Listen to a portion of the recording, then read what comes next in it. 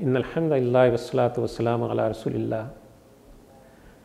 قال رسول اللہ صلی اللہ علیہ وسلم ان الدنیا ملعونہ ملعون ما فیہا الا ذکر اللہ وما والاہ او عالم و متعلم، رواہ ابن ماجہ و ترمذی۔ رسول اللہ صلی اللہ علیہ وسلم نے فرمایا کہ دنیا ملعون ہے اور اس کی ہر چیز ملعون ہے مگر صرف اللہ کا ذکر اور اس کی مددگار چیزیں اور عالم اور متعلم ملعون نہیں ہے۔ ذکر اللہ اور اس کے معاون علوم میں خیر و برکت ہے، باقی چیزوں میں خیر و بھلائی نہیں۔ اللہ سے غفلت کے سارے کام دنیا داری میں داخل ہیں اور موت کے بعد کے لیے کیے گئے اعمال نیکی کرنے کے سارے کام آخرت میں شمار ہوتے ہیں۔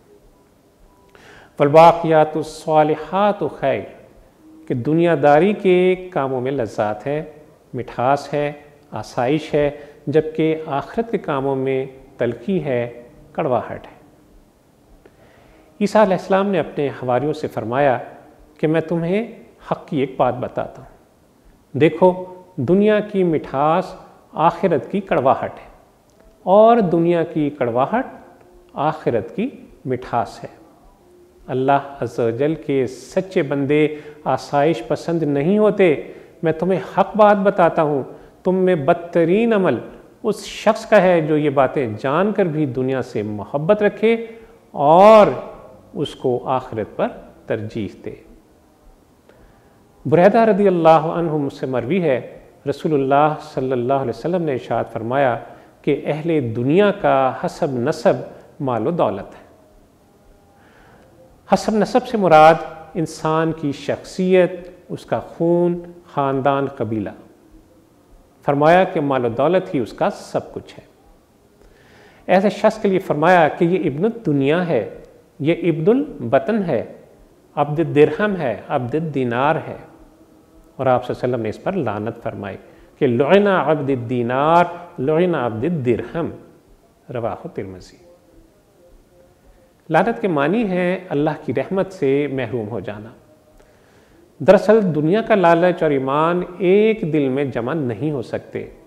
لالچ ہوگا تو ایمان دل سے روٹ جائے گا، اور جب دل میں ایمان نہیں ہوگا تو ایسے دل پر اللہ کی رحمت، اس کی سکینت نازل نہیں ہوگی۔ ایک مرتبہ رسول اللہ صلی اللہ علیہ وسلم نے صحابہ کرام رضی اللہ تعالیٰ عنہ مجمعین سے اپنے ایک خدشے کا اظہار فرمایا کہ مجھے اس بات کا اندیشہ نہیں کہ میرے بعد تم لوگ فقر و فاقہ کا، غربت و افلاس کا شکار ہو جاؤ گے، بلکہ اندیشہ ہے تو اس بات کا کہ میرے بعد دنیا اور دنیا کی دولت تمہارے اوپر پھیلا دی جائے گی، اسی طرح جس طرح اگلی امتوں پر پھیلا دی گئی تھی، اور پھر میری امت کے لوگ بھی دنیا میں اسی طرح منہمک ہو جائیں گے، اسی طرح کھو جائیں گے جیسے اگلی امتیں ہو گئی تھیں۔ اور فرمایا کہ پھر دنیا کی طمع، دنیا کا حرص و لالچ تمہیں بھی اسی طرح ہلاک کر دے گا جس طرح اس نے ان امتوں کو ہلاک کیا تھا۔ اللہ سے جل سے دعا ہے کہ وہ ہمیں دنیا کی چاہت میں مبتلا نہ فرمائے، دنیا کی محبت کی آزمائش میں نہ ڈالے، دنیا میں رہتے ہوئے ہماری نظر ہمیشہ آخرت پر رہے۔ اللہ عز و جل ہمیں آخرت میں سرخرو فرمائے۔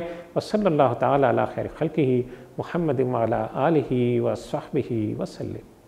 اللہم صلی علی سیدنا محمد وعلی آلہ وصحبہ وسلم۔ اللہم صلی علی سیدنا محمد